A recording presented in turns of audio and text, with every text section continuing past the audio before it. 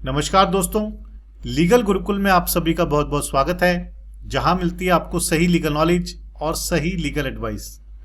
दोस्तों, रिसेंटली मेरे से 2 क्वेश्चन पूछे गए थे। पहला तो ये था कि क्या एफिडेविट पर लिया गया डाइवोर्स वैलिड है, और दूसरा क्वेश्चन ये था कि गांव में पंचायत में लिया गया डाइवोर्स वैलिड है या नहीं। दोस्तों, अगर पति पत्नी एफिडेविट पर या पंचायत में जाकर डाइवोर्स ले लेते हैं तो क्या उनका कानूनी रूप से तलाक हो जाता है? क्या उन्हें आगे कोई कॉम्प्लिकेशन तो नहीं आएगी? क्या वो इस तरह से तलाक के बेसिस पर दोबारा रीमैरिज कर सकते हैं? दोस्तों, आज की वीडियो में हम इन्हीं पॉइंट्स को डिस्कस करेंगे, इसलिए मेरी रिक्वेस्ट है कि वीडियो को अंत तक ज़रूर देखिएगा। और यदि आपने अभी तक चैनल को सब्सक्राइब नहीं किया है तो चैनल को सब्सक्राइब कर लीजिए, साथ ही नोटिफिकेशन बेल आइकन दबा दीजिए। इन केस आपकी कोई भी लीगल समस्या है, लीगल प्रॉब्लम है, तो वो आप मुझे भेज सकते हैं। यदि आप मुझसे अर्जेंटली बात करना चाहते हैं तो आप ईमेल से मुझसे 1-to-1 सेशन की अपॉइंटमेंट भी ले सकते हैं। दोस्तों, एफिडेविट या पंचायत का तलाक वैलिड है या नहीं है, उससे पहले हमें ये जानना होगा कि डाइवोर्स के क्या रूल्स हैं, क्या प्रोसेस है, किस तरह से कानून पति पत्नी को तलाक लेने की इजाज़त देता है, प्रोसेस देता है। देखिए, यदि शादी के बाद पति पत्नी के वैवाहिक संबंध ठीक नहीं है, उनमें मनमुटाव है, लड़ाई झगड़ा है और पति पत्नी एक दूसरे से तलाक लेना चाहते हैं, तो ऐसे में तलाक लेने के लिए उनके पास 2 ऑप्शन है, 2 तरीके हैं। पहला तरीका तो यह है जहां पर दोनों पति पत्नी ही तलाक लेना चाहते हैं। दोस्तों, ऐसी स्थिति में पति पत्नी म्यूचुअल डाइवोर्स यानी कि आपसी सहमति से तलाक ले सकते हैं। इसके लिए उन्हें हिंदू मैरिज एक्ट के सेक्शन 13B के तहत एक ज्वाइंट पिटीशन फाइल करनी होगी। पिटीशन फाइल करने से पहले पति पत्नी को म्यूचुअल डाइवोर्स की टर्म्स एंड कंडीशन को सेटल करना होगा। इन टर्म्स एंड कंडीशन में पत्नी का मेंटेनेंस, बच्चों का मेंटेनेंस, एलिमनी, बच्चों की कस्टडी, बच्चों के विजिटेशन राइट्स, पत्नी का स्त्रीधन, दहेज का सामान, इस तरह की बातें टर्म्स एंड कंडीशन में पति पत्नी डिसाइड कर सकते हैं।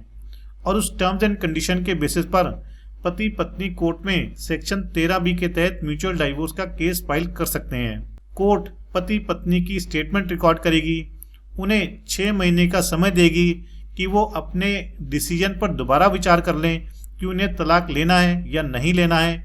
और 6 महीने के बाद यदि पति पत्नी फिर भी एक दूसरे से तलाक लेना चाहते हैं तो उनकी फिर दोबारा से कोर्ट के सामने स्टेटमेंट होगी, और इस स्टेटमेंट के बाद पति पत्नी को म्यूचुअल डाइवोर्स ग्रांट कर दिया जाएगा।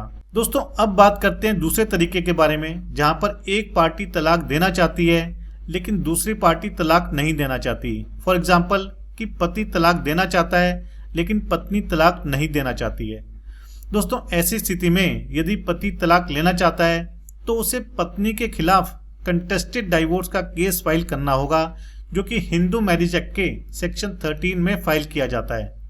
दोस्तों, क्योंकि ये डाइवोर्स कंटेस्टेड डाइवोर्स है, दूसरी पार्टी तलाक नहीं लेना चाहती है, तो ऐसे में जो भी पार्टी तलाक का केस फाइल करेगी तो उसे कोर्ट को बताना पड़ेगा कि वो किन ग्राउंड्स पर दूसरी पार्टी से यानी कि पत्नी से तलाक लेना चाहता है।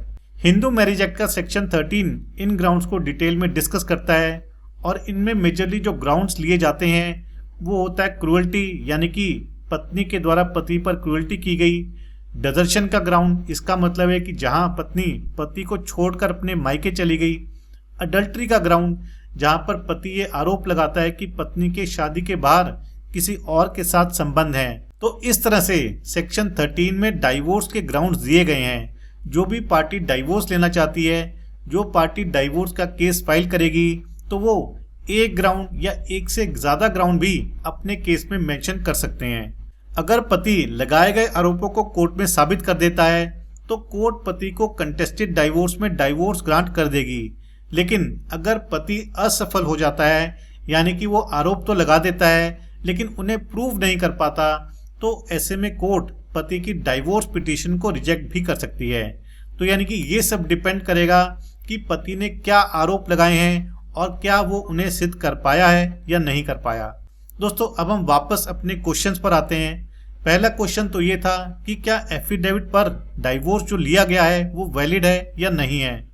दोस्तों, मैं आपको बिल्कुल क्लियर कर दूं कि ऐसा डाइवोर्स जो कि एफिडेविट पर लिया गया है वो बिल्कुल भी वैलिड नहीं है।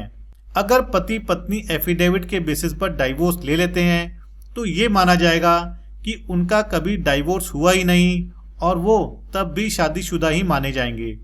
एफिडेविट के बेसिस पर डाइवोर्स लेने के बाद यदि कोई भी सेकंड मैरिज करता है तो ऐसे में वो बाइगेमी होगी, जो कि सेक्शन 494 आईपीसी के तहत अपराध है और उसमें सजा भी हो सकती है। एफिडेविट के बेसिस पर डाइवोर्स लेने के बाद पत्नी के सभी राइट्स उसे मिलते रहेंगे। पत्नी पति पर मेंटेनेंस का केस भी डाल सकती है, डोमेस्टिक वायलेंस का भी केस डाल सकती है और section 498A Indian penal code का भी केस डाल सकती है। दोस्तों इसके बाद हम आते हैं अपने दूसरे क्वेश्चन पर कि क्या पंचायत के द्वारा किया गया डाइवोर्स वैलिड है। दोस्तों पंचायत के द्वारा किया गया डाइवोर्स भी बिल्कुल भी वैलिड नहीं है, वो इल्लीगल है, नल है, वॉइड है। बेशक पंचायती डाइवोर्स में पंच होंगे, सरपंच होंगे, गांव के और सदस्य होंगे और उनकी सहमति से ही पंचायती डाइवोर्स होगा, लेकिन वो पंचायती डाइवोर्स कानून की नज़र में ज़ीरो है, उसकी कोई भी वैल्यू नहीं है, वो बिल्कुल ही इनवैलिड है। दोस्तों आपको एक रूल हमेशा याद रखना है कि डाइवोर्स केवल और केवल कोर्ट की डिक्री से ही हो सकता है, इसके अलावा डाइवोर्स लेने का और कोई भी तरीका नहीं है। तो याद रखें कि एफिडेविट से लिया गया डाइवोर्स या पंचायत में लिया गया डाइवोर्स की कोई भी वैलिडिटी नहीं है, कानून की नज़र में उसकी वैल्यू जीरो है और आप तब भी शादीशुदा माने जाएंगे। इसलिए आपने ऐसी गलती बिल्कुल भी नहीं करनी है और डाइवोर्स केवल और केवल कोर्ट के माध्यम से लेना है, फिर चाहे वो कंटेस्टेड डाइवोर्स हो या फिर म्यूचुअल डाइवोर्स हो। दोस्तों आशा करता हूँ कि आपको वीडियो पसंद आया होगा। यदि वीडियो पसंद आए तो वीडियो को लाइक और शेयर जरूर कीजिएगा, चैनल को सब्सक्राइब करना मत भूलिएगा। अगली बारी मिलेंगे नए वीडियो में नए टॉपिक के साथ, तब तक के लिए धन्यवाद। जय हिंद।